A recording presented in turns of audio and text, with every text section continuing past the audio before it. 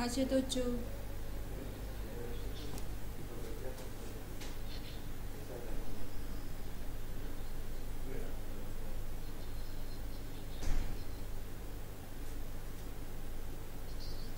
Ya, bismillah, dimulai. Sudah ada 9. Ya udah, Baik. mulai. Assalamualaikum warahmatullahi wabarakatuh. Waalaikumsalam. Bismillahirrahmanirrahim. Hamidan lillah tabaraka wa ta'ala wa musalliyan ala rasulillah sallallahu alaihi wasallam wa ala alihi wa sahbihi wa mawalah, amma ba'du. Alhamdulillah, yang kami hormati Abah Dr. Haji Suhar Jupri MSI selaku pemateri pada siang hari ini, para bapak dan ibu, ustadz, ustadzah, hafidhakumullah. Alhamdulillah, pada siang hari ini kita bersama-sama bisa menghadiri webinar bersama Majma' Asatidah Al-Haramain atau MAA. Mudah-mudahan kehadiran panjenengan sekalian senantiasa menjadi keberkahan bagi panjenengan dan juga bagi umat Islam secara umum. Dan salam semoga tetap tercurahkan kepada junjungan kita Nabi besar Muhammad sallallahu alaihi wasallam yang telah menjadi teladan bagi kita. The recording has stopped. Kita bisa membedakan mana yang hak dan mana yang batil. Mudah-mudahan kita termasuk pengikut Rasulullah sallallahu alaihi wasallam dan juga senantiasa mendapat syafaat Rasulullah sallallahu alaihi wasallam. Para bapak, ibu, ustadz, ustadzah, hafidhakumullah, siang ini kita akan bersama-sama untuk berdiskusi terkait dengan pendidikan di masa COVID-19 dan insya Allah pada siang hari ini kita akan mendapatkan berbagai macam suntikan semangat khususnya kepada ustadz dan ustadzah dan juga secara umum kepada kita selaku orang tua yang tentu mempunyai anak-anak putra putri kita, bagaimana dalam kita strategi mendidik mereka di masa COVID-19 ini. Insya Allah pemateri pada siang hari ini beliau Al-Ustadz Dr. Suhar Jupri MS. Aktivitas beliau selain sebagai Kepala Departemen Aktuaria ITS dan juga beliau Ketua Yayasan Persada Al-Haramain, dan yang tidak kalah pentingnya beliau dikenal ya, dengan nama yang beken, yaitu Ustadz Sejenak Pagi. Karena hampir tiap pagi beliau selalu menyuntikkan semangat-semangat ya, kata-kata memotivasi kepada kita, baik sebagai diri pribadi kita, sebagai umat ya, dan juga tentu berbagai peran yang kita lakukan baik dalam hal aktivitas pekerjaan kita maupun juga dalam hal beberapa aktivitas kita sehari-hari. Insya Allah setiap pagi beliau senantiasa memberikan motivasi kepada kita semua dengan sejenak paginya. Itu secara sekilas dari pemateri, profil dari pemateri kita pada siang hari ini. Untuk selanjutnya kami akan memberikan waktu kepada Bapak Jupri untuk memberikan materi pada siang hari ini, dan alhamdulillah peserta sampai detik ini ada 15 yang bergabung, dan di Zoom ini insya Allah maksimal nanti akan pesertanya itu 100 ya. Dan yang sudah konfirmasi sebenarnya banyak ya. Makanya untuk yang di Gilmani dan juga sekolah-sekolah di bawah jaringan LPI Surabaya, kami menganjurkan untuk nobar ya. sehingga satu media untuk bisa ditonton oleh sekian banyak ustadz dan ustadzah gitu. Karena kalau semuanya menggunakan ini, yang di bawah jaringan LPI Surabaya Mawon itu sudah sekitar 130-an gitu.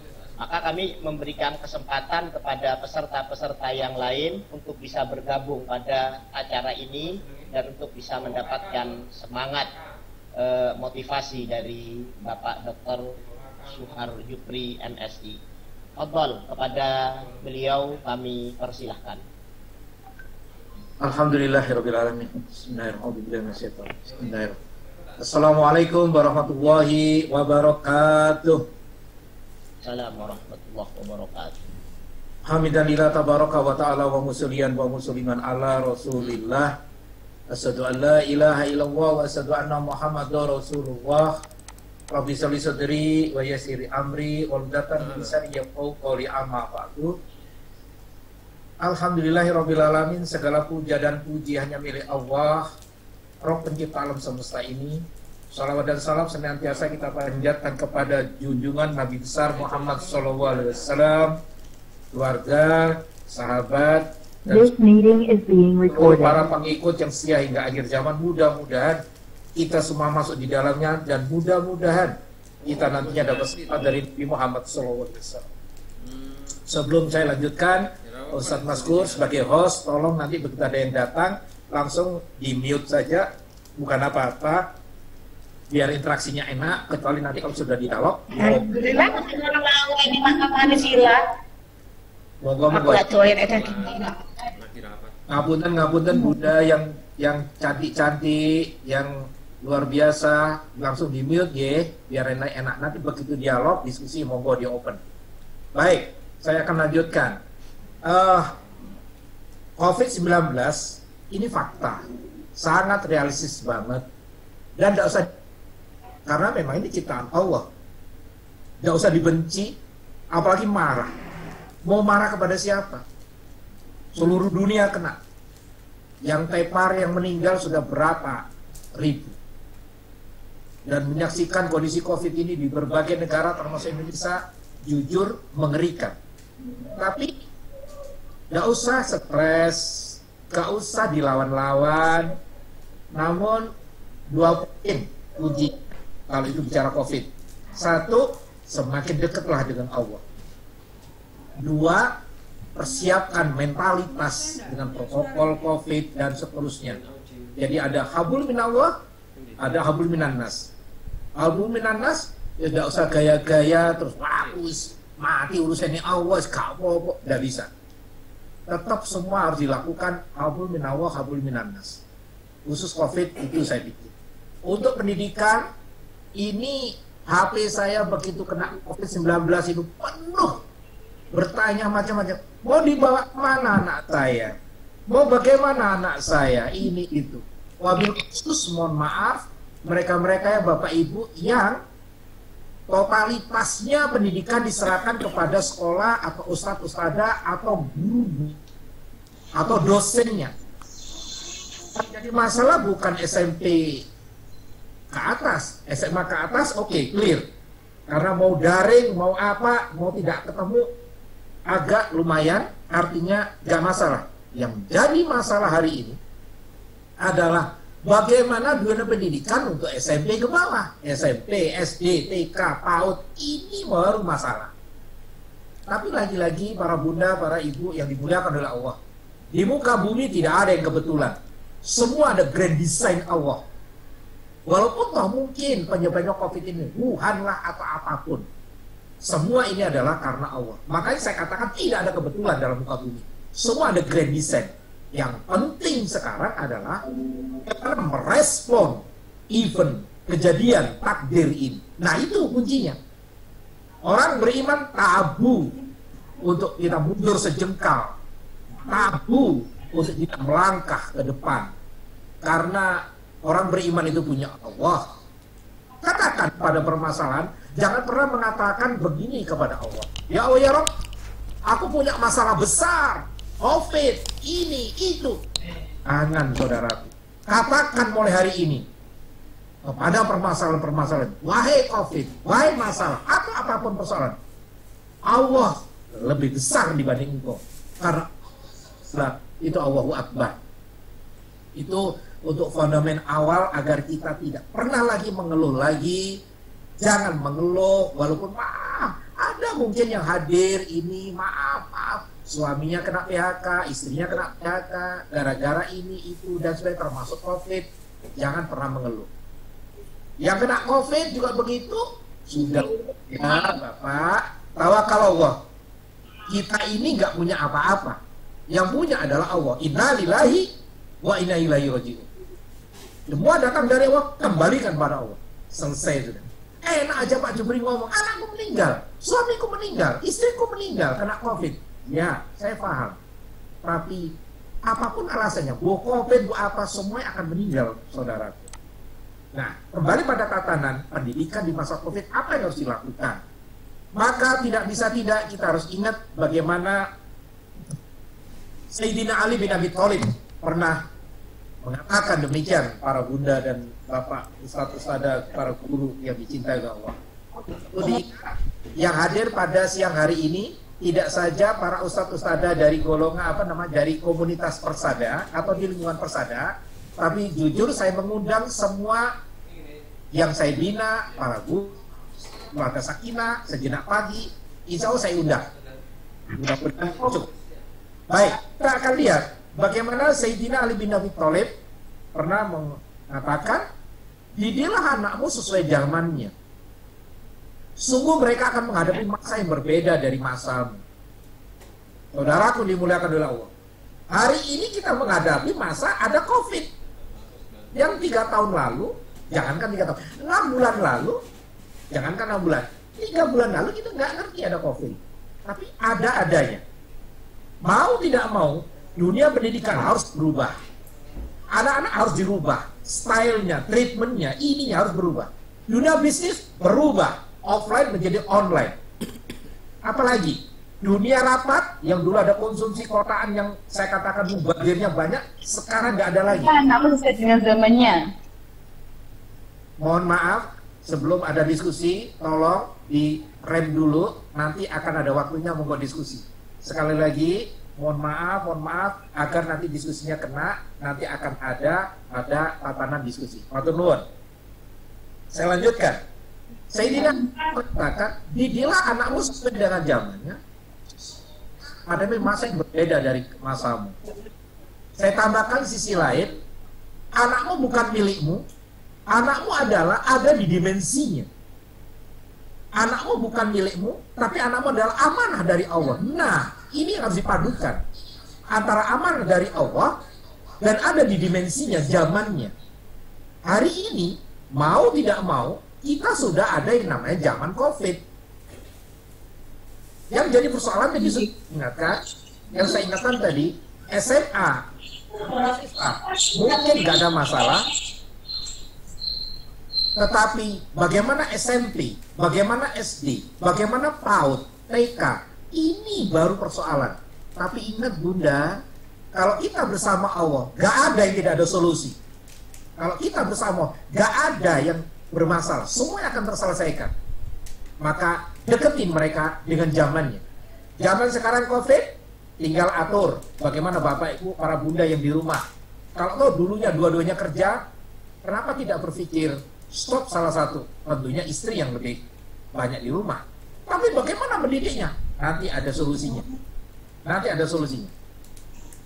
Itu, sungguh mereka akan menghadapi masa yang berbeda dengan masamu. Kita bukan zamannya, kalau saya lahir 62, bukan zaman saya, Bapak Ibu saya pada zaman 65, 70, 80 mendidiknya. Beda Bapak Ibu. Ini zaman 2020, zaman COVID. Ini yang harus segera disadari, berbeda. Jangan mindsetnya, aku biar nilai bisa. Tidak bisa. Aku nilai bisa. Tidak bisa. Ini berubah. Maaf, mereka yang mengeluh, misalkan saya waktu kemarin ujian anak-anak mahasiswa, itu betapa saya sering nangis akhirnya. Kenapa? Pas ujian, internetnya putus. Coba, apa yang mereka lakukan? Ternyata di Papua, para bunda, para bapak kita ini enak, di Jawa ini, ya Allah ya Rob. Di Papua itu seminggu cuma 2 kali ada kesempatan internet. Itu pun saat ada kesempatan, belum tentu full bisa sekian jam. Akhirnya saya lacak, loh ini kemana mahasiswa saya kok nggak ikut ujian? Baru 2 hari mereka WA, baru 2 hari mereka telepon sambil nangis-nangis, mohon maaf ini kondisinya ini. Sebagai guru, sebagai dosen, sebagai pendidik, apa bisa kita ngomong? Wis karo, pokoknya gak iso internet, ya wis gak lulus. Nggak bisa. Di sini ada wisdom, di sini ada bijak. Bagaimana kita berbijak? Oke, kita kembali pada Sayyidina Ali. Didiklah anakmu sesuai zaman COVID, maka polanya pola online. Polanya bagaimana ini? Soal nanti ada berapa persen harus online, itu monggo nanti kita lihat lagi.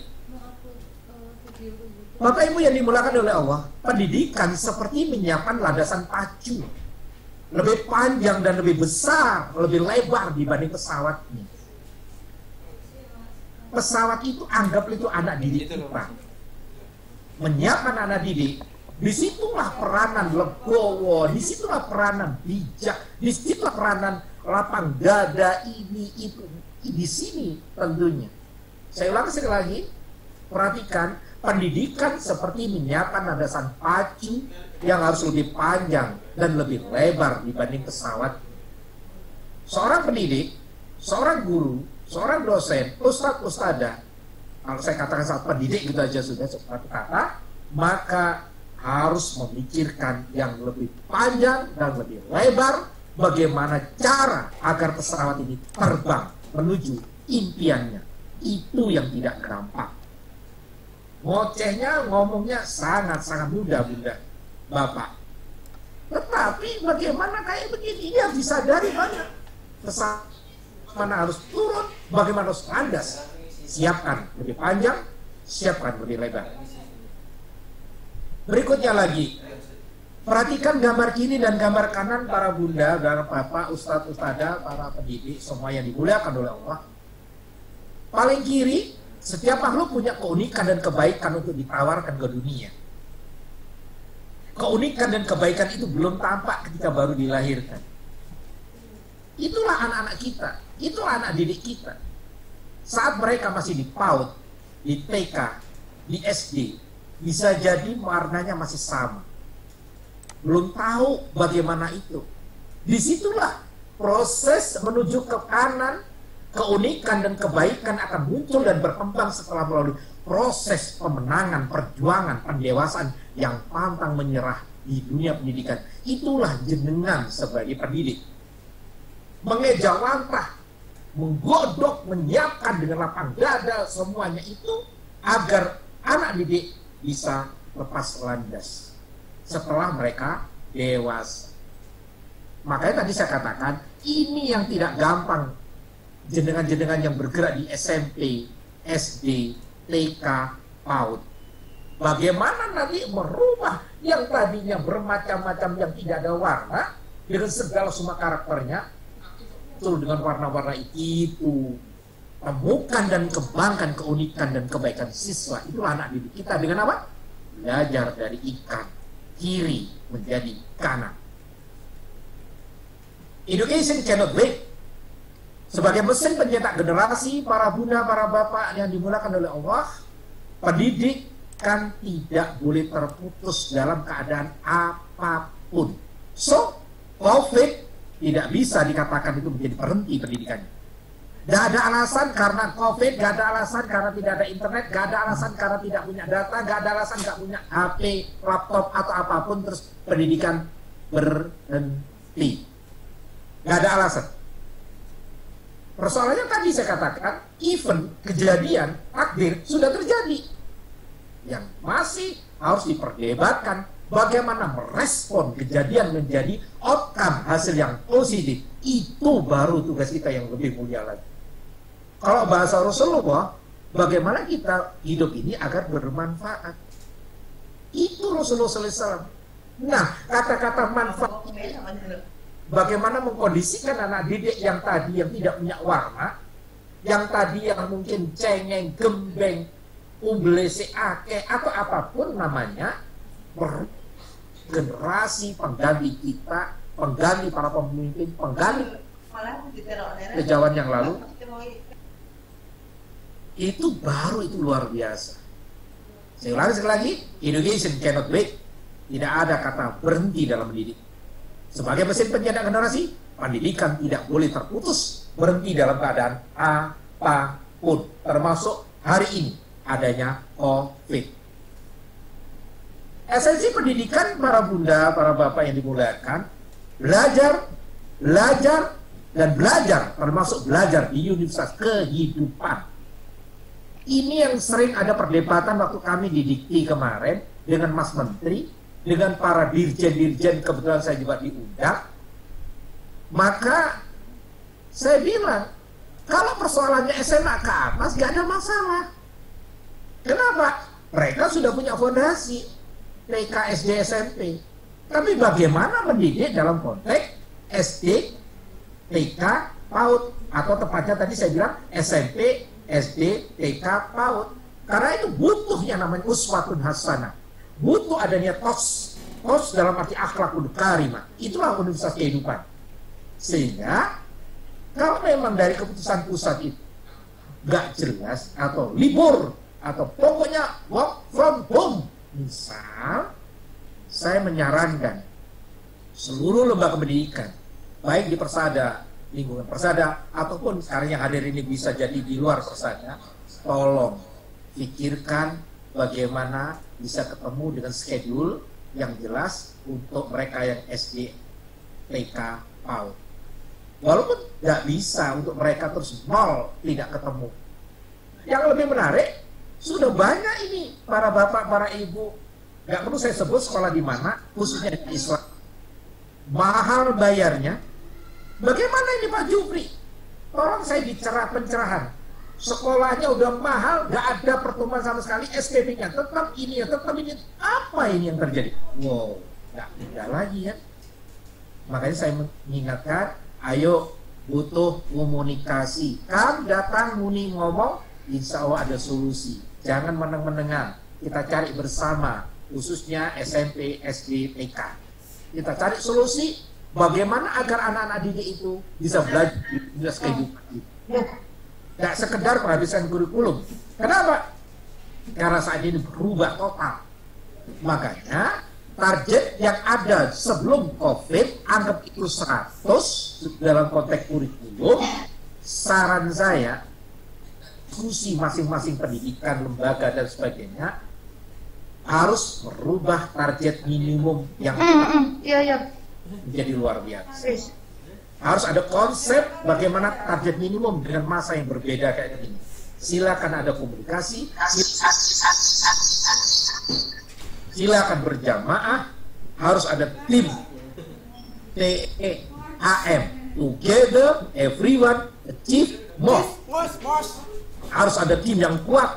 Bagaimana LPI, lembaga pendidikan Islam ini, jangan sampai ada kesan misalkan bayar mahal tapi kalau pertemuan ini itu, anak didik di rumah kakek game, kakek laptop, kakek HP, bapak ibunya sudah, ya bapaknya sibuk uangnya, bisnisnya, cari uang, apalagi yang kena PHK, bilang dalik, bagaimana ibu yang tidak ada persiapan sebagai dunia pendidikan di rumah.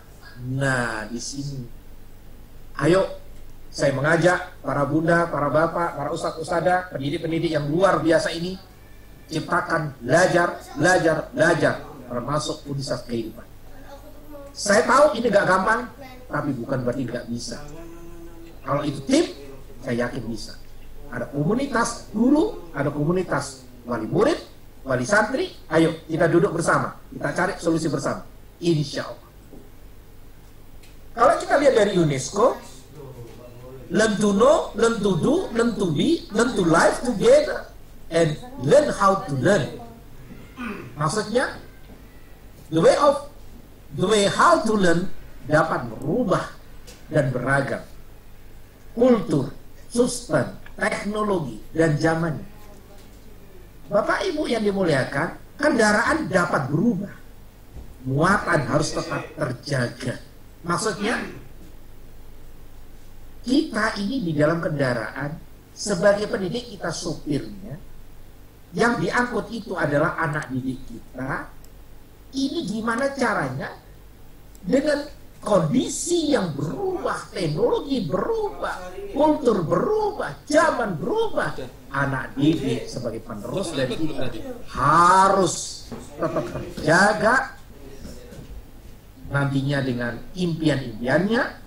Insya Allah, anggaplah sebagai kata optimis, 2021 insya Allah sudah tidak ada COVID lagi. Maka bagaimana pelepaan mulai 3 bulan kemarin, hari ini, 6 bulan ke depan, agar anak-anak ini lebih care, lebih peduli, lebih tahu, lebih... Nah, ini tugas kita bersama. Learn how to learn. Kita harus ciptakan anak-anak itu learn how to learn, agar mereka bisa belajar dari kondisi apapun. Bapak Ibu yang dimuliakan oleh Allah, ini ada kata-kata dari Timur Tengah. Ini menarik kata-kata ini. Orang alim faham dengan bahasa isyarat. Orang lalim, lawan dari alim, dilempar batu pun tidak faham. Maksudnya apa? Kalau kita bisa ketemu dengan orang yang mengerti, faham, itu enak Bunda. Tapi ingat, anak didik kita yang satu kelas mungkin ada 10, 20, 40 atau berapapun yang punya dengan biasa sebelum COVID, itu bisa jadi karakternya berbeda-beda. Ada yang cepat diterangkan, ngerti, ada yang sampai 5 kali nggak dong. Itu juga bukan pekerjaan gampang. Nah di sini lagi-lagi tugas pendidik ditambah lagi. Kalau tadi menyangkut zaman, tadi menyangkut situasi, menjadi kultur ini, sekarang menyangkut karakter.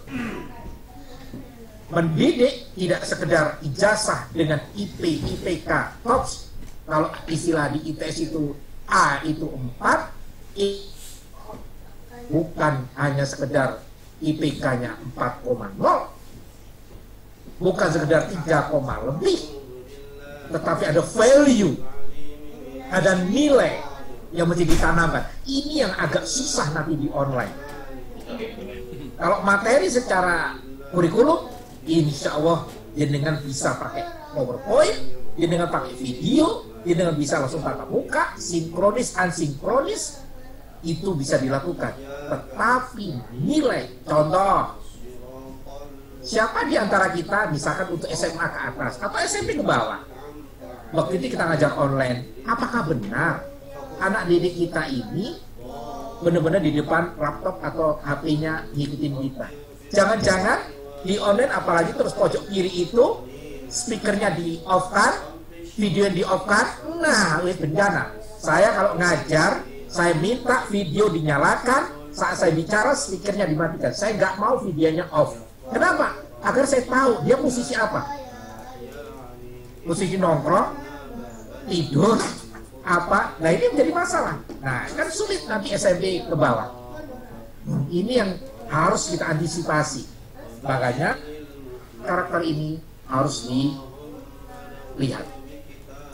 Belajar memaknai COVID, Bunda yang dimuliakan, ada beberapa hal yang mesti kita sadari tentang belajar memaknai COVID-19 ini. Yang pertama, membuktikan runtuhnya keakuan dan kuatnya kekitaan, perlu melakukan transformasi dari saya menjadi kami dan kita. Apa maksudnya? Sudah waktunya kita berjamaah. Semakin dengan adanya ini, sudah waktunya berjamaah. Artinya, yang dulu bapak yang hanya sekedar mencari uang, ibu, wah yang lebih parah kalau dua-duanya bekerja ini di rumah tangga ini. Sekarang tak bisa lagi, karena bapak harus merhatiin bagaimana anak-anak putra putrinya di rumah. Gak cukup dengan laptopnya, gak cukup dengan diberikan HP. Harus kata-kata saya menjadi kami dan kita. Sama para pendidik di lembaga-lembaga pendidikan. Jangan ada keakuan lagi.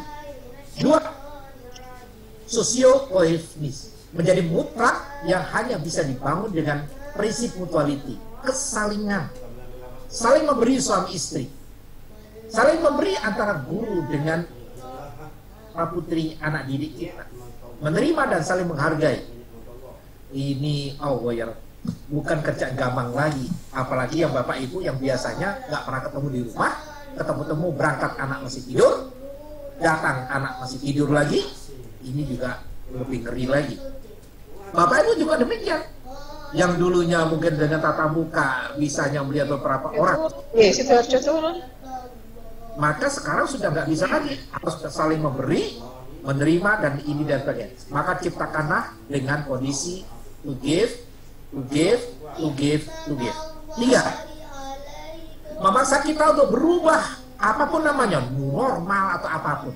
Saya nggak peduli dengan istilah itu. Terutama mindset pendidik. Lalu ditularkan ke mindset anak didik. Ditularkan mindset ke orang tua. Ini memaksa kita harus merubah itu. Metodologi dan perilaku dengan tetap memperhatikan sistem nilai. Tadi sudah saya singgung value. Gak sekedar kurikulum habis 16 kali pertemuan, habis 10 kali pertemuan. Tidak. Ada value. Makanya saran saya, namanya saran, bisa diterima, bisa tidak. Kalau sebelum COVID katakanlah kurikulum itu, jenengan harus memikirkan tentang online ini. Apakah tetap bertahan 100 atau dikurangi minimalis, yang penting ada value yang masuk, ini itu. Misal saya kasih contoh, di IPB rektornya langsung keluarkan pernyataan untuk khusus dosen-dosen. Statementnya apa? Karena pandemi COVID-19, maka mulai semester genap kemarin nilai sudah tidak boleh di bawah B. ITS beda lagi, tidak pakai statement, tetapi di forum rapat ITS rektornya khususnya mengatakan tolong perhatiin, kita sudah tidak normal, sehingga nilai pun juga bisa jadi tidak normal. Di sini yang saya katakan perlu adanya wisdom, kebijakan pola pikir, sehingga mindset harus dirubah, metodologi dirubah, perilaku tetap memperhatikan sistem nilai. Dan nggak perlu kita ngomong ke anak didik, karena ini COVID, anak-anakku nggak bisa belajar, gak apa-apa nilai sampai ini tetap B kok A. Bukan begitu. Bukan begitu. 4. Darul Tahir, pendidikan harus tetap menjadikan kita sebagai pencetak generasi mungkin enabler untuk menghantarkan kejayaan Indonesia 24 harus optimis bahwa kita ini badai pasti berlalu bersama Allah. Maka siap anak-anak didik itu dengan berbagai cara apapun agar mereka benar-benar seperti pesawat, lapangkan dada kita, lapangkan, jauhkan ini itu, sehingga anak didik insya Allah akan siap. Itu belajar memaknai COVID. Masa-masa krisis, para bunda, para bapak yang dimulakan oleh Allah, coba perhatiin. Dulu ada gambar seperti ini, ada kelas, ada kursi, ada papan, ada LCD, bla bla bla bla. Hari ini sudah hilang semua. Losses in learning mengakibatkan drop out rate, learning poverty, studying learning, inequality. Semakin besar, khususnya bagi masyarakat bawah, akan terjadi proses marginalisasi kaum miskin, mengakibatkan tumbuhnya generasi tidak masa depan yang bermuara pada ketidakadilan. Nah, ini yang kemarin saya di ITS, alhamdulillah sudah berhasil kita berjuang bersama untuk maju ke Dewan Profesor dan Rektor, bahwa yang sudah menjadi mahasiswa ITS tidak boleh nantinya dengan COVID ini terus mereka karena tidak punya uang terus berhenti kuliah. Nggak boleh. Kenapa?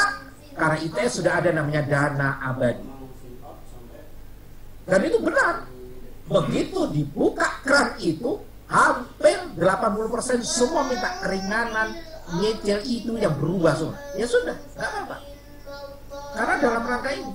Makanya di umat Islam itu ada yang namanya wakaf, yang sekarang ada ngetren. Seandainya wakaf tunai ini jalan, seandainya zakat mal ini jalan, begitu ada COVID, maka hukum yang di zaman Nabi Yusuf itu akan terjadi. Istilah orang-orang bisnis, 6 bulan pertama bertahan hidup dengan deposito. 6 bulan berikutnya bertahan dengan menjual aset. Pertanyaannya, yang tidak punya deposito, yang tidak punya aset, mau pakai apa? Di sini lagi-lagi kerjasama antar individu yang tadi sudah saya ingatkan. Antar yang punya uang, pendidik, orang tua yang kena COVID, yang mungkin harian saja sudah susah cari uang. Boro-boro bayar SPP. Ini juga nggak gampang lagi. Sehingga nanti akan muncul dari gambar if nol ini, sumber pembelajaran sekolah harus tetap aktif, ya, blendingnya akan terjadi gini, maka proses pembelajaran juga tetap jalan. Itulah yang dinamakan edukasi tidak boleh berhenti. Bapak Ibu yang dimulakan oleh Allah, 2 ayat ini saya tertarik banget sejak dulu waktu saya SMA. Benar-benar tertarik. Mari kita lihat. Pertama saya tertarik prosesnya. Zaman Nabi Ibrahim alaihissalam sudah berdoa di Al-Baqarah 129. Ya Allah ya Rabb, turunkan penggantiku nanti yang 3 poin. Tilawah, taklim, tazkiyah. Saya ulang sekali lagi. Al-Baqarah 129 itu Nabi Ibrahim berdoa yang akhirnya dipakai di kurikulum 2013, Attitude, Skill, Knowledge. Turunkan ya Allah ya Rabb, nanti penerusku yang membaca, menyampaikan, dan membersihkan jiwanya. Perhatian perjalanannya. Nabi Ibrahim lahir 2295 sebelum Masehi. Nabi Muhammad muncul SAW lahir 500 Masehi. Perhatiin prosesnya Bapak Ibu, 2800 tahun baru dikabulkan doa Nabi Ibrahim. Apa artinya Bapak Ibu? Sebelum saya bahas lanjut, artinya disinilah pendidikan Bapak Ibu, peletakan batu pertama, peletakan mindset, peletakan motivasi, peletakan apapun butuh proses. Gak bisa simsalabim seperti menggoreng martabak sreng-sreng gosong. Mestinya di situ harus sabar, sabar dan sabar sebagai pendidik. Saya masih ingat, mohon maaf. Saya masih ingat, makanya saya begitu jadi guru, jadi dosen. Loh kenapa kok saya katakan jadi guru? Saya pernah jadi guru TK, saya pernah jadi guru SD, saya pernah jadi guru SMP. Betul-betul saya buang gitu. Karena saya melihat dengan mata kepala, maaf, kalau ada di antara jenengan yang guru-guru eksakta. Guru-guru eksakta itu biasanya ngamuan, apalagi yang namanya guru matematik, fisika, itu waduh, itu saya masih ingat waktu zaman SD itu diantem ya Allah, gak bisa diantem penghapus di ini ya Allah, niatnya baik tapi salah cara mengtreatmentnya. Ini juga masalah, padahal proses, bahkan tidak sedikit di antara jenengan jadi bapak ibu atau S2 atau S3 atau S apapun jenengan punya. Begitu ngajari anak bicara, ya anak rotok salah titik, goblok no, Allah ya. Bukan begitu. Umur berapa itu? Baru TK. 1 tambah 1 berapa nak? 2 bunda. 3 tambah 3 6. 5 gak iso goblok. Astagfirullahaladzim. Kita kembali pada Al-Baqarah 129. Nabi Ibrahim alaihissalam berdoa, turunkan setelah ini seorang nabi penerusku yang membacakan tilawah, menyampaikan taklim, dan yang membersihkan jiwa. 2800 tahun baru dikabulkan. Turunlah Nabi Muhammad SAW, Al-Baqarah 151, yang 3 poin. Nomor 1 sama, tilawah. 2 dan 3 dilokir sama Allah, tazkiyah dan taklim. Given novelty. Apa maknanya Bapak Ibu? Bapak perhatiin. 3 permintaan, 3 dikabulkan Nabi Muhammad SAW. Yang membacanya sama, lalu bersihkan jiwa baru menyampaikan. Saya ulang sekali lagi, membaca, ajari baca. Makanya Al-Quran, Iqra, baca, bukan nonton. Yang kedua, bersihkan para pendidik, bersihkan para orang tua sebelum ngajar lebih lanjut. Saya berharap para bunda hari ini, yang bapak yang hadir pada siang hari ini, sebelum masuk kelas, alangkah hebatnya setelah zaman pandemi selesai, yaitu tidak melakukan wudhu dulu, berdoa dulu sebelum masuk kelas. Sama sekarang zaman online, sebelum di depan anak didik, silakan bapak ibu bersihkan dulu. Setelah kita mengajari baca, bersihkan jiwanya, baru menyampaikan ke anak didik taklim. Indah sekali kalau kita bisa membersihkan jiwa dulu, minimal wudhu, jangan marah, jangan ngamuan. Anak-anak ini anak kita, penerus kita, ini amanah dari Allah, dan seterusnya. Maka dua ayat ini menjadi inspirasi kita bersama. Ajari baca, yang ajari harus bersihkan jiwa, baru taklim sampaikan. Kurikulum plafon di 2013 itu ada istilah attitude, karakter, skill, knowledge. Para bunda yang dimuliakan, bicara karakter ini dengan online gak gampang. Makanya saya minta untuk SMP ke bawah, jangan di nol untuk tidak tatap muka.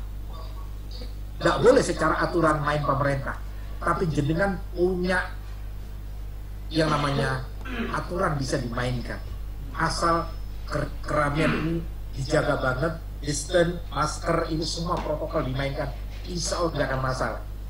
Karena saya dapat cerita Muhammadiyah, mohon maaf saya sebut lembaga, itu sudah mulai tidak mau ikut-ikutan aturan main dari Diknas, Dikbudnya, karena sudah dinilai banyak hal yang mudor. Itu mudah-mudahan benar, harus berani seperti itu. Karena anak didik adalah punya karakter, harus dicatat skillnya, harus dicatat knowledge-nya. Karakter itu how we behave and engage in the world, harus kita ciptakan. Skill, how we use what we know. Knowledge, what we know and understand. Di sini abad 21 harus segera digabung tiga titik ini, antara karakter, skill, knowledge. Maka pengantaran tinggal landas untuk anak didik kita ke depan sudah harus disiapkan. Gak mudah, insya Allah tetap kalau bersama Allah akan bisa. Saya lanjutkan dikit lagi. Kata kuncinya Bapak Ibu, yang harus disiapkan teknologi dan masyarakat yang sangat cepat ini, pendidikan harus berfokus pada human strength. Pada era Google, kita tidak terlalu perlu untuk menghafal segala sesuatu. Komputer jauh lebih baik cara menghafalnya, kecuali Al-Quran. Hafid harus. Yang saya maksud ini di luar Al-Quran. Oleh karena itu kita harus lebih memfokuskan pada human skill. Apa itu? Bagaimana anak-anak kita punya komunikasi yang bagus, punya kepemimpinan, leadership, punya endurance, honesty, kepenasarannya, ingin tahunya tinggi, comprehension and reading skill. Nah ini yang harus di-move terus. Makanya Bapak Ibu, saya ngajar di ITS itu sejak 86. Saya ngajar TK itu sejak 81. 82 sudah masuk saya ngajar SD. Ngajar SMP juga iya. SMA saya semester kelima ngajar SMA dengan 40 jam per minggu matematika. 86 saya masuk jadi PNS, itu udah ngajar 2 kampus, dan SMA-nya sudah saya kurang 5 mahasiswa. Maknanya apa?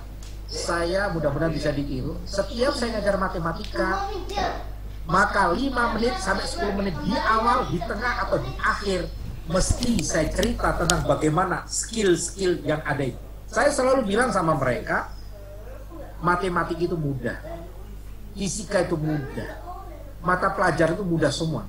Tapi bagaimana kalian berani tampil di depan, bagaimana kalian bisa ngomong, bagaimana kalian menjadi leader, bagaimana itu adalah butuh power sangat kuat dari dirimu. Maka saya selalu mengatakan sama mahasiswa, nah ini yang susah untuk SMP ke bawah. Kalau mahasiswa kan sudah mulai tahu sehingga gampang saya ngomong gitu. Saya bilang ke mahasiswa waktu itu, bahkan sampai hari ini, saya ulangi sekali lagi, saat saya ngajar matematika atau aktuaria hari ini atau statistika, 5-10 menit terserah saya mau di depan, di tengah atau di akhir sebelum saya keluar, mesti saya sisipkan tentang cerita menuju kepada human spirit. Ini harus segera kita lakukan. Kenapa? Karena itu nantinya yang akan sering dipakai. Saya bilang ke anak-anak, kalian departemen apapun, mau arsitek, mau perkapalan, mau matematika, mau apapun, nah, ujung-ujungnya nanti saat kerja, dibalik kurikulum saat kuliah atau pendidikan itu anggaplah 80-20. 80 kurikulum, 20 itu skill. Tapi mohon maaf para bunda, para bapak yang digunakan oleh Allah, begitu mereka sudah lepas dari dunia pendidikan S1 minimal, itu sudah dibalik di dunia nyata. Human skill-nya justru 80%, kurikulumnya mungkin cuma 20%. Kalau jenengan tanya saya belajar matematika sejak SD sampai S3, itu 80% kurikulum. Begitu saya hidup, matematika saya cuma dipakai berapa persen? Gak lebih dari 20%, Bapak. Kecuali saat ngajar, diperlukan memang. Karena ngajar operator matematika. Tapi dunia bisnis saya, dunia marketing saya, dunia saya jadi HRD, dunia saya jadi saya tentang manajer total quality control, dan itu hampir tidak penting. Baik, saya lanjutkan. Nah, kita tambah satu poin sebelum nanti diskusi. 3 strata ekosistem kemuliaan dalam keabadian yang segera harus kita mulai. 1, anak soleh yang mendoakan, sudah sewajarnya orang tua semuanya berdoa seperti bagaimana Nabi Ibrahim berdoa, Rabbi habli min sholihin, Rabbi habli min sholihin. Sudah sepantasnya, dan memang begitu. Tapi seringkali pula doa ini tidak dibarengi dengan atribut di bawahnya. Bagaimana menjadi uswatun hasanah? Orang tua, khusus bapak-bapak, hati-hati. Ku antusakum wal gunar. Jaga dirimu, istri, anak-anakmu, jangan sampai masuk neraka. Gak gampang jadi bapak. Ekosistem 3 titik ini, kalau pakai bahasa saya, maka ada tingkat puncaknya, top skor paling atas anak yang soleha. Di bawah ternyata kontribusi bawah ini tidak bisa dibuat jemen-jemen. Apa itu? Sodaqah jariyah. Sebenarnya ini dalam konteks surat apa? Al-Asr. An-Nasr yang bawah untuk mengatakan bahwa kita meninggal itu ada 3 yang tetap tinggal saat kita meninggal. Adanya putra soleha, adanya amal jariyah, adanya ilmu yang bermanfaat. Ini tekankan terus kepada anak-anak kita, sehingga begitu anak-anak kita jadi apapun, gak medit, gak kikir. Karena surat Al-Imran 134 itu ciri-ciri takwa adalah loman, tahan marah, dan harus memaafkan. Wakaf tunai, saya ngebayang zakat mal di Indonesia kalau itu benar-benar dilakukan oleh seluruh umat Islam, itu ratusan triliun, Bapak. Gak pusing dengan adanya COVID ini. Artinya ada PHK ini, keluarkan itu dari hasil bisnisnya. Modal awalnya zakat malnya utuh, bisa berkembang karena bisnisnya yang pas. Maka laba-laba itu bisa dipakai untuk beasiswa. Laba-laba itu bisa untuk mensupport anak-anak kita soleh-soleha dengan hafid Al-Quran ini, itu, dan seterusnya. Itulah peranan sodaqah. Sodaqah ini dahsyat. Bahkan orang meninggal pun, kalau boleh dihidupkan lagi oleh Allah, permintaan cuma satu, agar saya bisa sodaqah. Ternyata sodaqah itu dahsyat banget. Coba bayangkan ini saya memberi beasiswa untuk yatim piatu. Lalu yatim piatu itu berkembang menjadi pinter, soleh.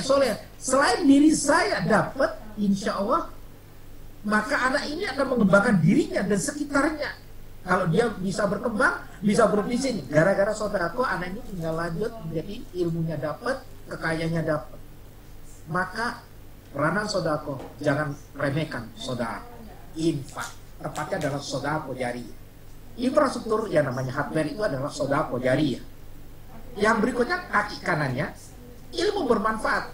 Artinya apa? Membangun ekosistem software ini. Kalau hardware sama software ini berjalan, maka saling terkait sebab akibat ini terjadi, maka anfaisme, pemanfaatan sebagai mindset itu jelas. Anfa'uhum itu pasti. Riwayat Bukhari Muslim dan seterusnya. Sehingga ini yang harus kita mulai hari ini berpikir bagaimana anak-anak kita outcome-nya tadi di awal saya sudah bilang hasilnya itu menjadi putra-putri yang soleh-soleha, yang pinter dan loman. Nah, ini tugas mulia pendidik-pendidik yang luar biasa. Itu sekali lagi para Buddha yang dimuliakan, para bapak yang dimuliakan, para guru, asatidz dan ustaz dan semua, itu tidak bisa kita remehkan dan itu harus dilakukan. Jangan hanya berpedoman kepada pokoknya lulus, pokoknya STTB-nya, ijazahnya di atas 7, di atas 8. Bukan. Nah, ini tugas kita. Bagaimana di sekolah ada support dari para guru, ustadz-ustadz yang menjadi anak soleh. Di rumah ada bapak ibu yang juga mengkondisikan pembentukan karakter ini kepada kita. Kalau itu bisa, ya sudah, selesai. Itulah dunia pendidikan. So, tidak saya tutup, kata kunci dari saya adalah, ayo Bapak Ibu semuanya, hari ini sudah kejadian, ada COVID, namun ada yang namanya respon. Nah, harus direspon dengan positif. Agar even direspon positif, insya Allah outcome anak didik kita sebagai ini menjadi positif juga. We become what we think about. Kita menjadi seperti yang kita pikirkan. Itu sebenarnya diskusi. Awal tergantung prasangka hambanya. Ayo Bapak Ibu semuanya tetap semangat, tetap jaga kesehatan. Kita lihat ke depan, itulah masa mereka. Itulah anak didik kita. Kita jadikan menjadi putra putri soleh-soleha. Dengan segala keterbatasan, insya Allah kita bisa kalau bersama Allah. Baik, monggo moderator, silakan siapa yang mau bertanya. Ada 59 yang sudah hadir ini. Dipersilakan. Siap, Bah. Baik, para bapak dan ibu, para ustadz dan ustadzah, hafidhakumullah. Alhamdulillah kita sudah mendengarkan berbagai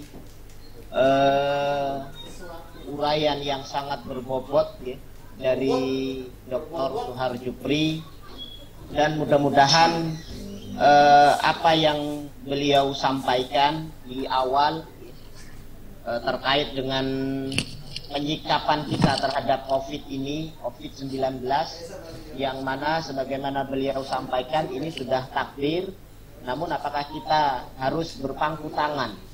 Pendidikan harus tetap jalan, harus tetap berlaku, meskipun dengan target mungkin yang agak berkurang dari biasanya, dan berbagai lembaga pendidikan melakukan itu. Dan ini menunjukkan bahwa ternyata benar yang disampaikan oleh Ali bin Abi Thalib, bahwa kita diminta oleh beliau, didiklah anakmu sesuai dengan zamannya. Dan sekarang ini zaman online dan pertemuan secara langsung ini ditiadakan, maka anak-anak kita harus kita didik, dan kita sendiri juga mampu melakukan hal-hal ini untuk melakukan atau memberlangsungkan pendidikan ini. Baik, itu mungkin secara sekilas, dan banyak hal lagi yang lain. Kami langsung memberikan kesempatan kepada para seluruh peserta. Ini insya Allah kita dalam flyer kita selesai sampai jam 14.30. Artinya masih ada 60 menit ke depan untuk kita berdiskusi. Baik, untuk termen pertama ini kami buka 3 penanya. untuk bertanya pada kesempatan ini. Saya unmute all, ya. Monggo panjenengan. Monggo. Waalaikumsalam Ustaz. Waalaikumsalam. Sebutkan nama dari mana, boleh monggo. Terima kasih kesempatan pertama dari Tuban, Asrofi dari Tuban, Ustaz. Oh, barakallah. Monggo lanjut. Alhamdulillah. Menarik sekali tadi Ustaz Jupri yang memaparkan terkait dengan bagaimana mendidik di masa pandemi ini. Yang mungkin perlu kami tanyakan berkaitan dengan kondisi hari ini dari pemerintah belum membolehkan, belum mengizinkan untuk melakukan tatap muka. Nah, respon dari orang tua itu berbagai macam, ada yang setuju, ada yang tidak setuju. Ya, mungkin pertanyaannya, bagaimana untuk kemudian nanti yang tidak setuju ini, semisal kami dari sekolah itu melakukan pembelajaran tapi tidak di sekolah tapi di tempat-tempat yang sudah kami gunakan ataupun kami tentukan, hingga kemudian nanti tempat ini bisa dipakai untuk berkegiatan pembelajaran. Maksudnya adalah di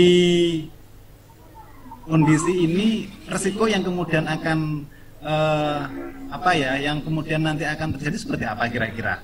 Mungkin nanti ada gambaran dari Ustadz seperti apa agar kemudian generasi yang nantinya akan kita harapkan itu memang benar-benar generasi yang baik. Oke, baik.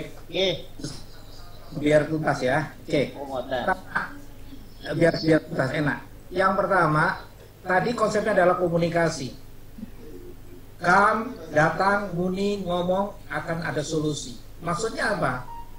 Ada beberapa sekolah sudah mempraktekkan seperti ini.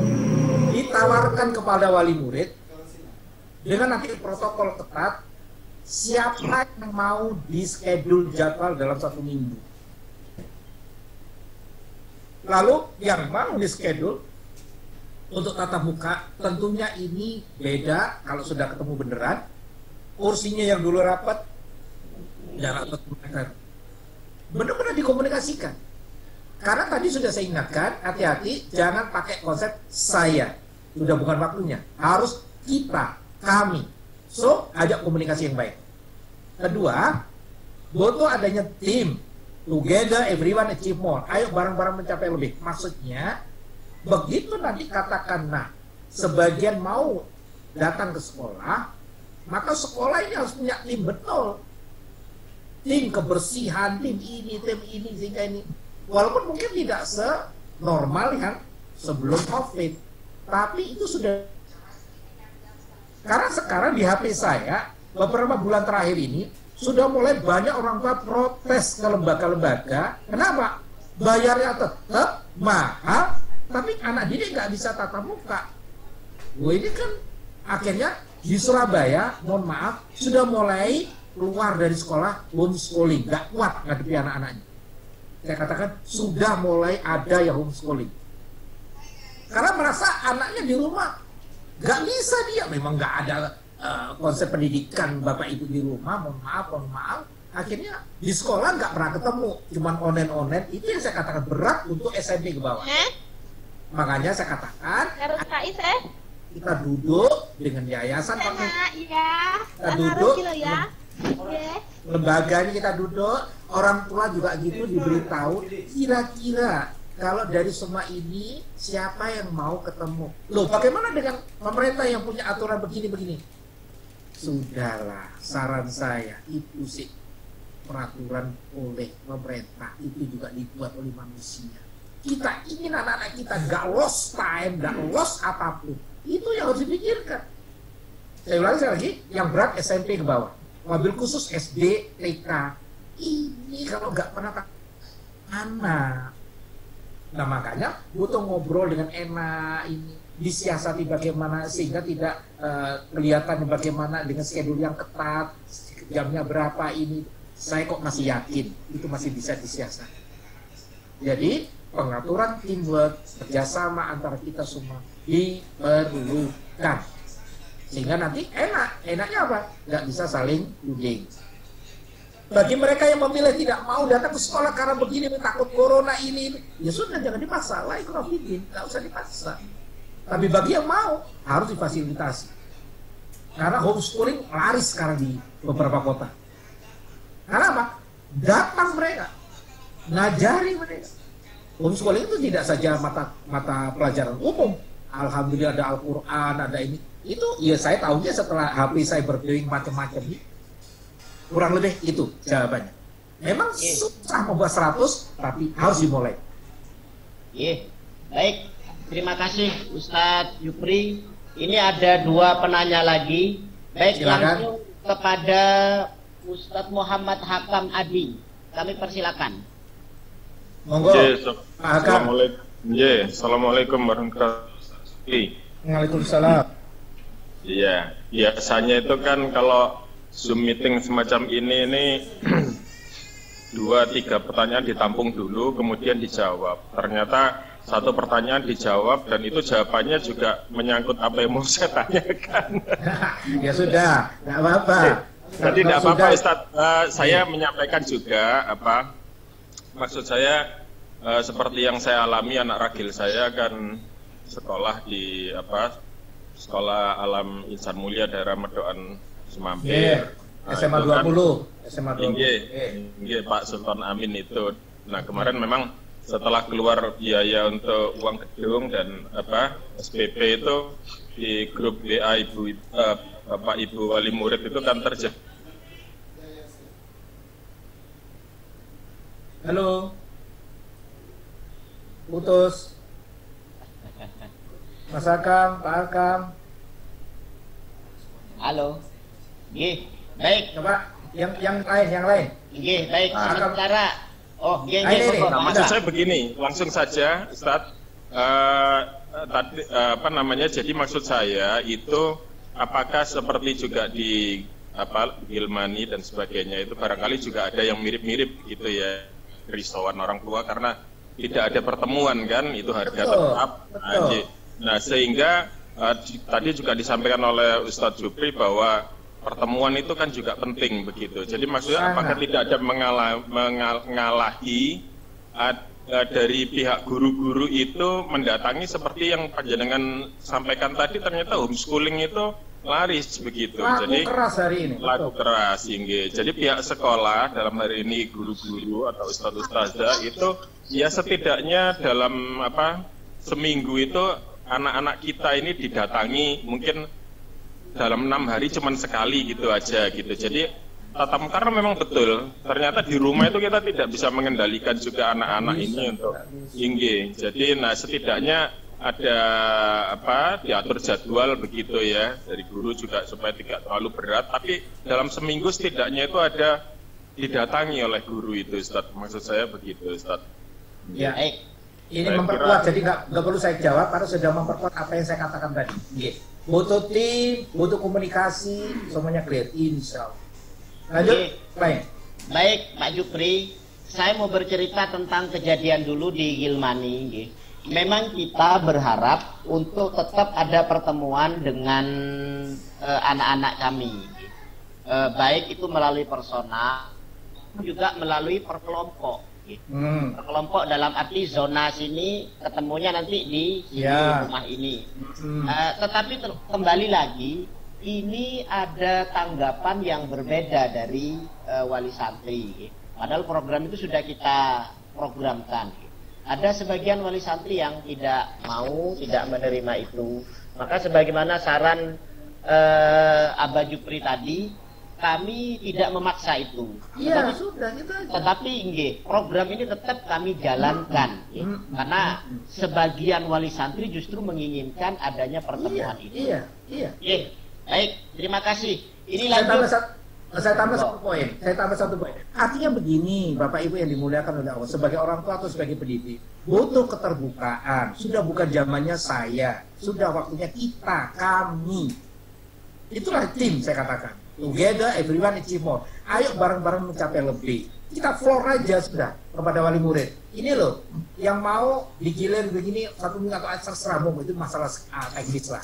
Yang mau iya dicatat, oke. Yang tidak mau ya sudah, nggak usah diributin. Gitu loh. Nah, Itu aja. Oke, lanjut. Baik. Ini lanjut ke Pak Roni, nggih. Mas Aroni. Fadhal, Mas. Monggo, wah bapak psikologi kita ini, masya Allah. Lanjut, ayo Mas Roni. Ustaz Jubri. Waalaikumsalam. Masya Allah, moga-moga semuanya tetap sehat semua.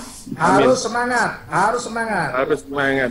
Ini Pak Jubri, bagaimana caranya menerapkan reward and punishment untuk anak-anak usia remaja yang memang tidak mondok, artinya memang sekolah formal, ya SMP, SMA atau pasca SMA. Karena kalau usia sudah besar begini ini memang kadang ya seringkali kalau pas di rumah itu kalau nggak diobrak-obrak itu ya podai nggak telno hati. Nah ini bagaimana kita sudah mengajak, artinya konteksnya bahasanya itu bukan aku dan kamu tapi kita, kami. Yes, maka. Ya kan? Jadi harus selain dicontohi juga diajak, juga dikondisikan semua. Tapi tetap kadang itu motivasi untuk istilahnya motivasi internal itu masih belum muncul. Jadi sekali diingatkan atau katakanlah dimarahi atau mungkin diberi hukuman, itu balik mana. Nah bagaimana kira-kira menerapkan supaya sikap atau karakter kebiasaan itu jadi konsisten gitu, sesuai dengan yang kita inginkan. Ya. Jadi peduli tanggung jawab pada dirinya sendiri, peduli kepada kepentingan maupun juga kepentingan untuk agama, ngaji, ibadahnya begitu. Baik. Oke. Baik, langsung saja karena saya kalau ditumpuk-tumpuk malah gak enak. Ini jawab semua. Baik. Oke. Ada hal yang lupa di antara kita ini. Anggap Pak Roni, Mas Roni ini anggap itu negatif. Yang namanya anak, suami, istri, atau apapun itu akan terjadi. Gak mungkin kita hidup tidak akan ketemu yang namanya negatif. Siapapun itu, sebagai apapun itu. Nah, 5 hal ini monggo dipraktekkan. 1, harus memaafkan. Itu tadi sudah saya singgung ayatnya, Al-Imran 134. Orang bertakwa itu cirinya loman, tahan marah, memaafkan. Kunci pertama menghadapi negatif, anak, suami, istri, mertua, apapun lah, pimpinan, direktur, anak bawah, front office, sebuah apapun, tolong memaafkan dulu. Agar tazkiyah kita bersihnya itu muncul. 2, doakan yang baik. Jadi ini belum action, belum. Masih doakan yang baik anak-anak kita ini. Ya, ingat itu kembali pada diri sendiri. 3, nah mulai masuk. 3, ajak menuju kebaikan dan benar. Balik wa'ni walau ayat. Ya, watawassaw bil haqq watawassaw bis sabr. Terus permainannya begini Bapak Ibu. Bayangkan sekarang pejamkan mata semuanya, ambil batu di depan Bapak Ibu. Ada 2 benda lagi di sana, palu dan air. Pertama, pegang batu, ambil palu, tolong batu dipukul. Dar. Apa yang terjadi Bapak Ibu? Pecah. Tutup mata lagi, batu diambil, palu sudah tinggalkan karena pecah. Ambil air. Ini dunia pendidikan. Ajaknya istiqomah. Hasil gak usah pusing, itu urusan Allah. Tapi saya yakin kalau inputnya positif, caranya positif, outcome-nya positif. Apa maksudnya? Air dengan batu tetes. Tik. Itulah 5C Pak Roni maupun yang lain. Apa itu? Butuh konsisten, komitmen, continue, terus menerus. Butuh komunikasi. Yang terakhir, baru kita akan menciptakan anak yang confident, percaya diri. Ayo jujur.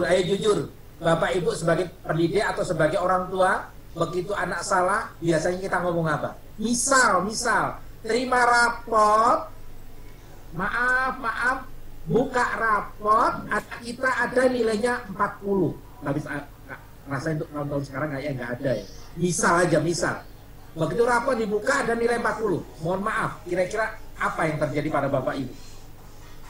Yang banyak, kalau bapaknya yang ngambil, mesti ngomongnya di depan anaknya sama di depan istrinya, ngomongnya begini, banyak ngon goblok pak ibumu. Atau dibalik. Begitu yang ngambil rapot itu ibunya, ada nilai jelek, di depan anak dan suaminya, ibunya ngomong sama, banyak ngon goblok, bapakmu. Itu yang terjadi hari ini. Tidak proses pembelajaran, tidak proses pengajaran yang harus terus konsisten komitmen ini sampai anak percaya diri. Sukanya kita marah dulu. Bukan dengan cara marah. Nomor 4, menghadapi orang negatif, lebih berat lagi nomor 4 ini. Uswatun hasanah. Tidak sedikit di antara kita, nak sholat, bapaknya nonton Persebaya. Nah, ngaji, ibu Korea. Ilmu Korea maksud saya. Nah, si guyu-guyu kata iyo. Artinya apa? Pembentukan karakter itu butuh contoh, butuh prototipe. Itulah orang tua. Yang terakhir, ini yang sering dilupakan. Kalau kita sudah memaafkan, sudah mendoakan, sudah mengajak yang baik dan benar, memberi contoh yang baik dan benar, ingat Bapak Ibu, para guru, ustadz-ustadzah semuanya yang kami cintai, yang dimuliakan oleh Allah. Nomor 5, tawakalullah. Surat At-Talaq 65 ayat 3. Siapa yang bertawakal kepada aku akan cukupkan. Di sini maknanya apa? Kita ini cuman katanan niat, doa, usaha, doa. Hasil, ya Allah ya Rabb, sampun ya Allah. 5 kali minimal sholat waktu, 5 waktu, ya Allah, sampun ya Allah. Anak saya sudah saya jadi ngaji. Saya sudah apapun ya Allah. Bicara anak yang jadi apa ya Allah, hanya Engkau yang tahu. Maka kamu pasrahkan. Kalau pakai gayanya Prof. Ali, aku yakin dan pasti anakku menjadi anak yang soleh, maka aku pasrahkan ya Allah kepadamu yang membentuk, yang menjadikan apapun tentang anak kamu. Itu namanya tawakal. Hasil taruh wis. Tidak semua telur jadi ayam, kadang jadi martabak, kadang jadi terang bulan. Nggak usah dicaci maki Bapak Ibu. Emangnya sukses itu mesti matematik, fisika, kimia? Enggak. Wusu juga bisa sukses dengan jadi juara wusu 1M itu juaranya. Misal baca Al-Quran juga bisa sukses. So mindset kita juga harus dirubah. Jangan memaksa kehendak. Pokoknya aku matematik, kau butuh matematik. Aku fisika, kalian harus jadi fisika.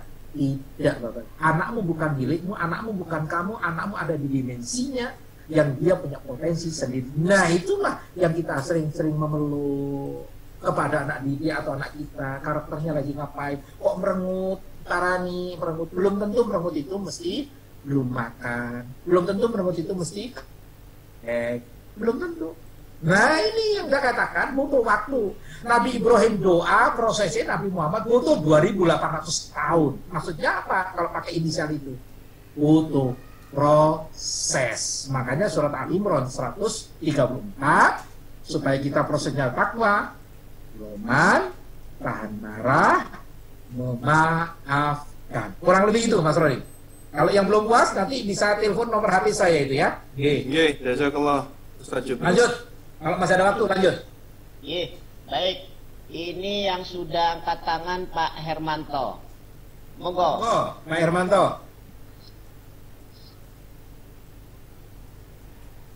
Pak Hermanto jangan-jangan tetangga saya sendiri. Monggo. Pak Herman, mungkin speakernya di mute, ya unmute. Sampun. Monggo Pak Hermanto. Monggo Pak Hermanto. Matur nuwun. Assalamualaikum warahmatullahi wabarakatuh. Waalaikumsalam, bener tetangga saya sendiri. Alhamdulillah, barakallah. Monggo Pak Hermanto. Alhamdulillah ketemu di So, nah, ini beliau juga dosen ITS juga, Masya Allah. Monggo lanjut. Alhamdulillah. Oke, pertama saya mengucapkan caranya Ustaz Jupri ini menarik sekali bagaimana mendidik anak di masa pandemi ini. Dan sebenarnya kita harus mengambil hikmah sebanyak-banyaknya dari pandemi ini. Walaupun sebenarnya pandemi ini mengakibatkan disrupsi dalam dunia pendidikan khususnya seperti yang kita bahas ini. Dan itu sebenarnya menyadarkan kita bahwa kita ini punya konsep yang sudah settle, sudah teruji, dan itu sudah berlangsung atau sudah ada sejak zaman Nabi, bahkan sebelum Nabi Muhammad.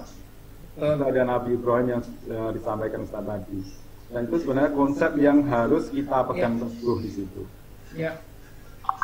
Kemudian ini juga yang di dalam slide ini, didiklah anakmu sesuai dengan zamannya, sungguh mereka akan menghadapi masa yang berbeda dari masamu. Ini terbukti kali ini.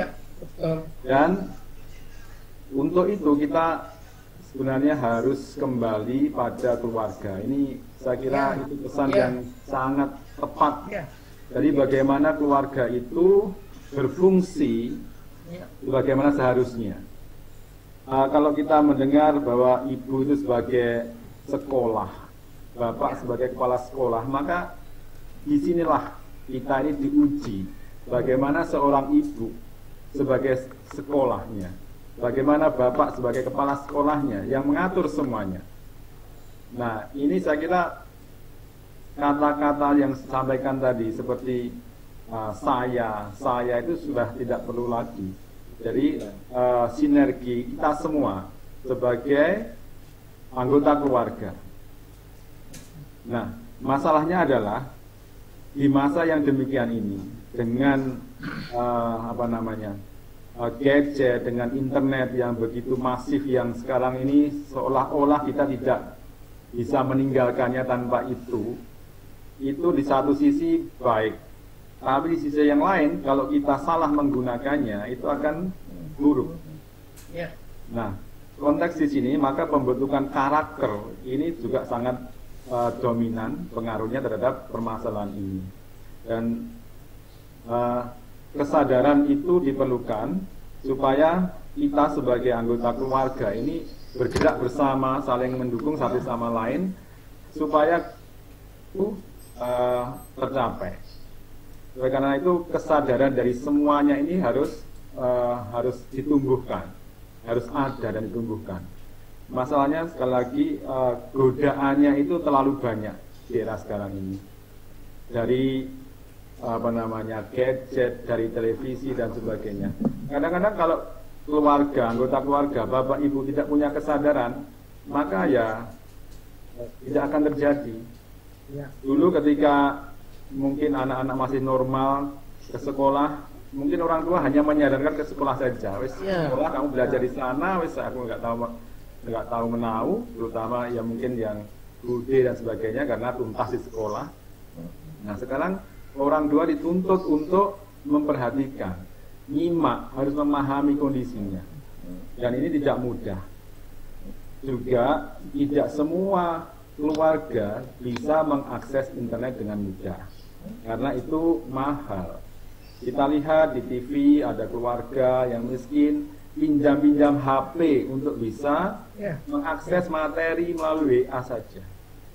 Nah, ini suatu yang di satu sisi mungkin yang sudah berada tidak masalah dengan koneksi internet, itu tidak masalah, tapi yang tidak itu juga perlu dipikirkan sebenarnya.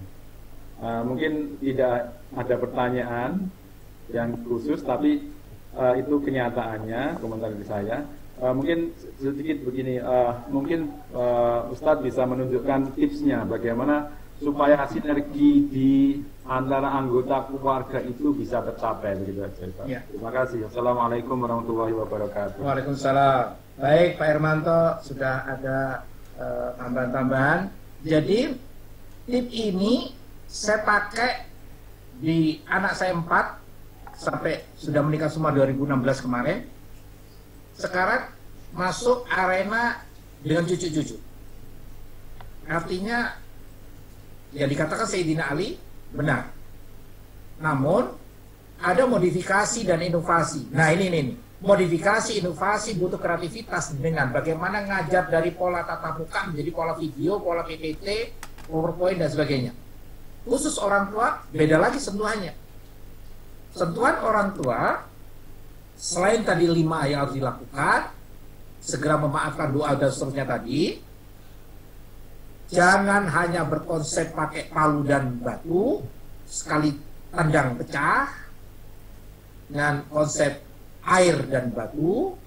Ingat, Nabi Ibrahim berdoa tahun berapa, Nabi Muhammad SAW tahun berapa, baru muncul jawaban. Oh, berarti proses itu yang penekanannya, keistiqomahan itu penekanannya. Sehingga saya tambah dengan 5 lagi, khusus orang tua dengan putra putrinya, khusus jenengan yang menghadapi nanti dengan putra putri di kelas atau di online, yaitu 5M harus tercipta. Kalau tidak, teamwork, together everyone achieve more, gagal. Apa itu 5M? Konsep saling memahami, memahami satu sama lain dengan job masing-masing yang jelas. Itulah saya katakan butuh komunikasi. 2, saling menyadari. Kalau kan memang ada pembagian, konteksnya adalah yang cari uang adalah suami, maka sadari, jangan lalu suami datang disuruh nyeboi, suruh ini, bukan berarti nggak mau, bukan. Artinya ada job-job yang bagaimana pengaturan itu harus teamwork banget. Sudah bukan waktunya saya, tapi kita memahami, menyadari. Nomor 3,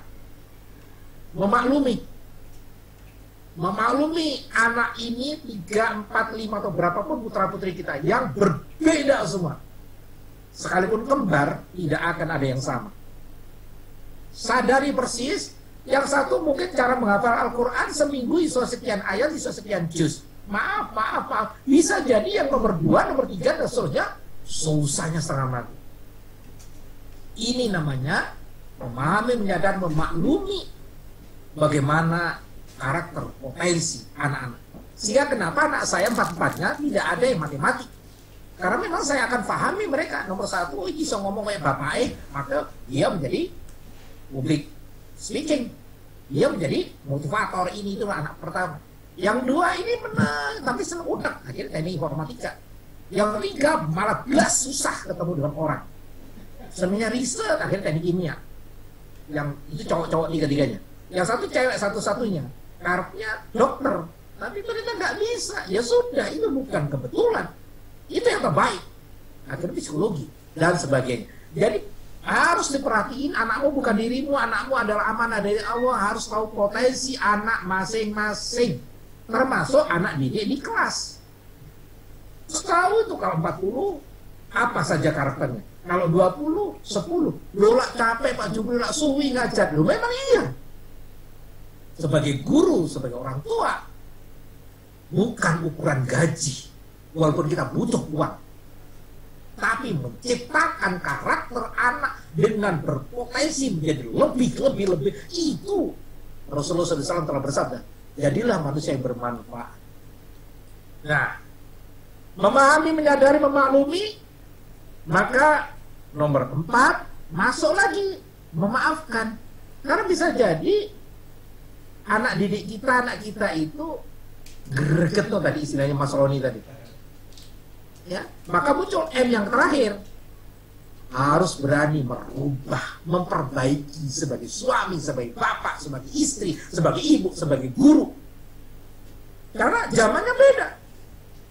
Ikuti pola pikir hari ini. Harus berani berubah. Kalau kemarin pakai gepuk misal, tapi jangan dilakukan.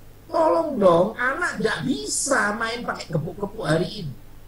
Yang bisa dilakukan komunikasi bagus dengan itu. Nah, jangan lupa saudaraku, Bapak Ibu yang dimuliakan oleh Allah, sebelum tidur, Mbok yo cerita Nabi Ibrahim itu seperti apa, Sayyidina Umar itu gimana. Kan human skill ke anak-anak didik kita.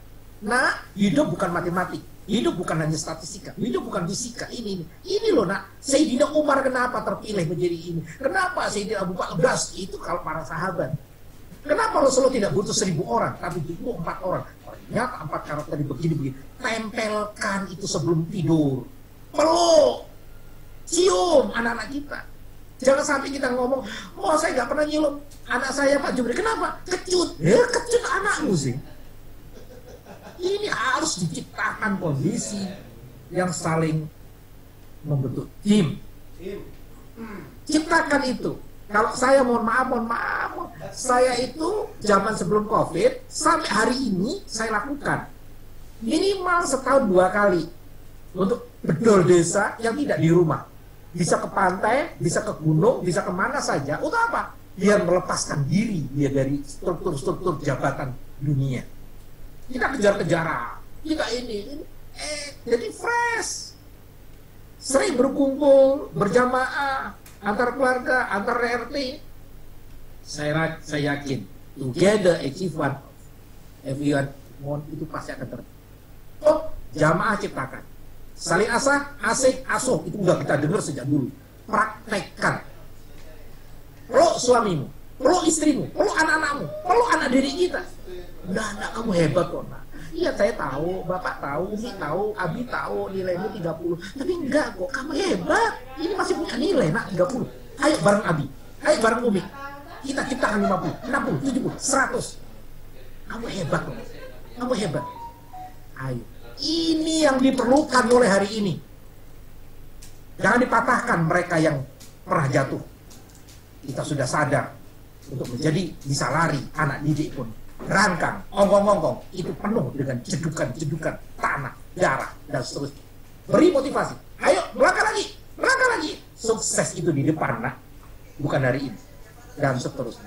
Insya Allah, Pak Herman dan Bapak Ibu yang mulia, dimuliakan oleh Allah, kalau kita bisa seperti itu, kok saya yakin ya 245 ini milik anak-anak kita. Saya yakin Indonesia menjadi lebih baik. Jangan dipukul kalau dia, jangan dipermalukan kalau dia salah ini. Tidak usah. Ayo. Sudah waktunya kita membuat pola berbeda. Lifestyle-nya harus Islam. Wudhunya dimakan cuci tangan. Wah, itu kan sudah lifestyle Islam. Tidak ada, makanya saya tidak mau istilah new normal. Tidak. Itu punya kita semua kok. Kenapa kayak kita praktekkan ke anak-anak kita? Anak didik kita. Itu Pak Hermanto. Monggo, Satmaskur, bagaimana? Baik, ini yang ada yang masih angkat tangan, ini Ustadz Muhammad Hakam. Monggo, Pak Hakam. Monggo. Nuwun, ngapunten Ustadz. Monggo, Pak Hakam. Oh, nggih. Matur nuwun Ustadz. Nggih. Tadi di paparannya Ustadz Jupri kan ada segitiga tadi Ustadz, yang kanan kiri itu kan wakaf tunai sama yang software tadi Ustadz ya. Ya. Oke. Nah, tadi juga panjenengan menyampaikan bahwa di ITS itu sudah ada dana wakaf sehingga bisa mensupport cicilan biaya-biaya yang diajukan oleh wali murid, pengurangan dan sebagainya begitu. Nah, yang ingin saya tanyakan, dana wakaf itu sejak kapan dimulai di ITS, terus awalnya bagaimana itu bisa terjadi? Karena pernah saya juga di forum Zoom sama Mas Iman Supriyanto ya.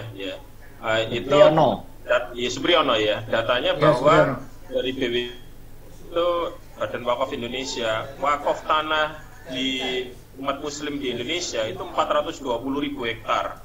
Tapi yang termanfaatkan itu baru 10%, sisanya itu wakaf tanah. Jadi orang seringkali orang tuanya meninggal, wasiat ini diwakafkan, tapi tidak ada dana tunainya, maksudnya cash-nya itu tidak ada.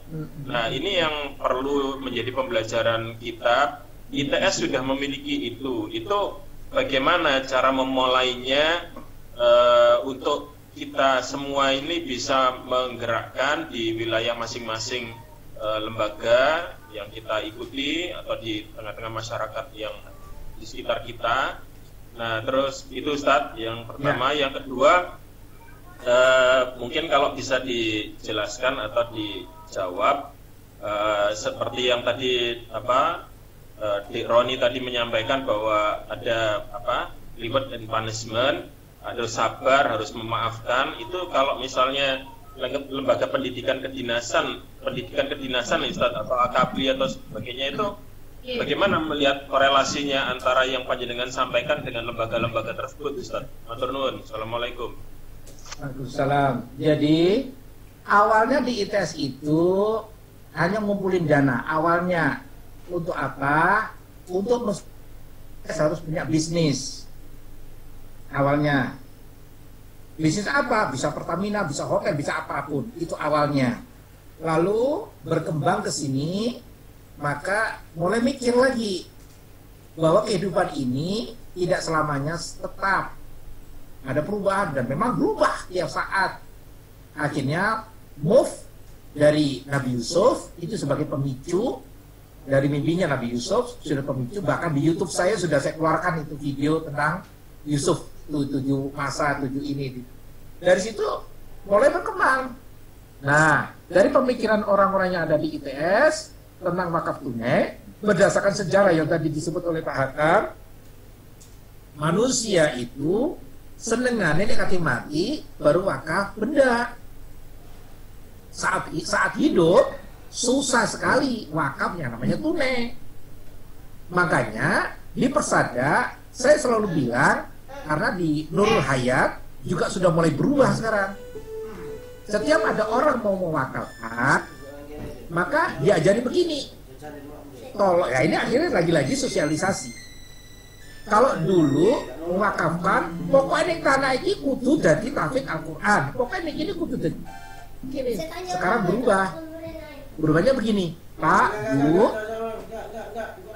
wakaf saya terima, boleh nggak nanti tidak harus di tempat itu. Karena bisa jadi tempat itu sudah banyak tahfidz, bisa jadi di situ sudah banyak musola, sudah bisa jadi di situ banyak masjid. Saya ambil, saya jual, akan saya taruh di mana memang diperlukan sekali. Nah, sebenarnya gerakan-gerakan kayak gitu namanya wakaf tunai. Sehingga wakaf tunai itu akhirnya berkembang di ITS, tidak berdasarkan yang jutaan ratusan miliar tadi, enggak. Per dosen yang mau menyumbangkan wakaf tunai, terserah mau 10.000, mau berapa saja, tidak harus jutaan atau ratusan juta, itu dikumpulin dengan konsep wakaf tunai. Apa itu konsepnya wakaf tunai? Dikumpulin modal katakanlah menjadi A tidak boleh berkurang, tapi A ini boleh berkembang. Ulangi sekali lagi, ciri wakaf tunai bisa nanti dilihat di internet, cari itu apa makna wakaf tunai. Maka dikumpulin harta dana atau apapun, maka A katakanlah terkumpul A tidak boleh berkurang, tapi A boleh berkembang. Akhirnya A ini didistribusi kepada mereka yang mau bisa bisnis, yang mau buka apa, tentunya pakai visibility study agar dananya tidak berkurang, benar-benar sangat real dan nyata, baru dilempar dana. Labanya itu yang dipakai untuk tadi, ya siswa, UKT, bla bla, bukan modal A tadi. Nah ini sudah hampir 5 tahunan lebih ya untuk menyadarkan. Nggak gampang, saya tahu, nggak gampang. Tapi alhamdulillah akhirnya para alumni ngerti, para alumni itu mulai paham, mulai banyak yang nyetor ini itu dan sebagainya itu. Jadi itu konsepnya adalah wakaf tunai mengumpulin dana sampai senilai A, tapi A tidak boleh berkurang, tapi A bisa berkembang dengan cara dititipkan mereka yang bisa bisnis, dititipkan pada komersil yang bisa ini dengan cara mudharabah bla bla bla, labanya yang dipakai. Kalau itu semua bergerak, saya ngebayar ratusan triliun itu dari zakat mal saya. Dan konsepnya harus begitu, dikumpulin, nggak boleh berkurang, tapi boleh berkembang. Caranya adalah ini yang potensi UKM mana, yang potensi bisnis mana, ini itu disupport, di backstopping, ada pendampingan ini itu sehingga tidak kayak duitnya misalkan begitu. Nanti kalau laba pakai dengan cara konsep mudharabah ini, monggo syariah banget. Itu yang pertama. Yang kedua, apakah bisa dipraktekkan kalau misalkan di TNI dengan konsep memaafkan, loma, tahan marah ini? Karena pembentukan karakter itu saya selalu jawab bisa. Persoalan mau apa enggak? pada zaman saya mahasiswa itu, kakak kelas saya membentak-bentak. Judulnya katanya mau ngajari disiplin. Pernah dengar nggak Pak Akam seperti itu? Iya kan? Oh, begini. Rasulullah itu nggak pernah pakai begitu. Kok ya bisa 4 orang berbeda tadi menjadi luar biasa? Yang jadi masalah itu, kita ini seringkali tidak sabar dalam membentuk itu. Maunya instan. Maunya hari ini saya didik, harus jadi hari ini juga. Tidak bisa. Proses itu sering kita lupakan. Sama anak soleh-soleha. Jangan-jangan maaf kita salah doa. Kalau doanya Robbi Hablina Solihin, aman udah. Kuncinya kepegang. Soal ini mau matematika, fisika, bisnis ini kita kan nggak tahu. Tapi ingat, sebelum menjadi itu proses ini dibenahin. Yang tadi saya katakan 5M bla bla bla tadi. Kalau itu bisa bergerak bersama, nah cuman memang beda konsep, beda prakteknya. Di TNI, di Polri, di perusahaan ini memang beda-beda. Nah itu tantangan kita. Justru itu lahan amal kita untuk mensinergikan yang sana tidak dapat ini, kita masuk. Sehingga kenapa waktu saya in host training saya tawarkan ini Imtak Human Tata Quality Control plus rohani, saya selalu tawarkan itu kalau saya bilang training. Ya dulunya cuman fisik, selalu saya tambahkan. Tolong Pak, tambahkan ini Pak. Walaupun mungkin awalnya susah menerima perusahaan-perusahaan yang profesional, tapi setelah saya kasih pemberitahuan begini, ini butuh waktu. Sekali lagi Pak Akam butuh waktu. Nah, sehingga seiring nanti antara rohani yang didandani, visi yang didandani, tentu harus ada punishment dan reward yang profesional atau masuk akal. Harus. Kenapa? Oh, di agama juga begitu. Kalau tidak sholat kenapa? Kan begitu. Oh, ada ini, ada itu. Itu penting dalam ukuran di dunianya. Makanya selalu pakai ISO, ada tulis ini, kolom ini, misalkan ajari anak-anak kita bikin kolom-kolom, misalkan sholat 5 waktu. Kalau di di Persada itu ada yang namanya tansih harian, baca apa, sholat apa, lah itu tinggal centang-centang. Lah nanti per ahad itu kumpul bersama dengan suami istri anak, saling evaluasi. Ayo tabelnya anak pertama sholat 5 waktu gimana? Doanya gimana, ngajinya gimana? Ayo anak didik, mana buku kontribusi antara sekolah dengan orang tua sudah dididik, mana ini centangnya apa ini tuh. Kalau tidak memenuhi, tentu hukuman yang profesional, bukan hanya fisik. Kalau itu bisa dilakukan, kalau misalkan mereka berhasil, sama saat anak-anak saya berhasil, dalam anak bisa sholat, saya akan berikan sesuatu yang tidak selalu dengan pakai uang. Tolong digarisbawahi, reward tidak selalu pakai uang. Reward seperti ini sudah luar biasa. Begitu anak bisa ngaji 1 juz, dipeluk, aduh hebat, alhamdulillah, matur nuwun, kamu menyelamatkan Abi sama Umi karena kamu bisa ngaji. Itu udah reward. Apalagi terus ada uang, ada ini, diajak tadi saya katakan bisa ke gunung, bisa ke pantai, ini kita beritahu di depan aturan mainnya. Nah, kalau kalian minta begini, ini begini, kalau enggak begini, dan seterusnya. Itulah namanya komunikasi. Kalau semua bisa berkomunikasi dalam rangka goal bareng-bareng, makanya ayo kita belajar dari bagaimana kita naik perahu yang kiri, pakai perahu yang dayung. Kiri ada 5 orang, kanan 5 orang. Bapak Ibu, kenapa langsung saya kasih cerita ini? Perahu pakai dayung ini 5 kiri 5 kanan. Kalau tujuannya adalah di depan, apa yang terjadi Bapak Ibu lihat? Antara kiri dan kanan sama-sama bergerak. Kalau ditarik ke belakang artinya apa? Tarik ke depan artinya apa? Bayangkan kalau itu tidak kompak menjadi tim, nggak akan pernah nyampe pada tujuan. Nah, itu yang harus di-move terus tiap hari, tiap detik. Kalau tidak bisa tiap hari, setiap mau tidur 2 hari sekali dibisikin kata-kata mutiara, kata-kata ayat, kata-kata hadis yang memotivasi mereka. Saya yakin suami akan berubah, istri juga berubah, apalagi anak-anak kita melihat bapak ibunya yang rukun. Ini ya Robbi Hablina Solihin, sakinah mawaddah warahmah, itu bukan hisapan jempol.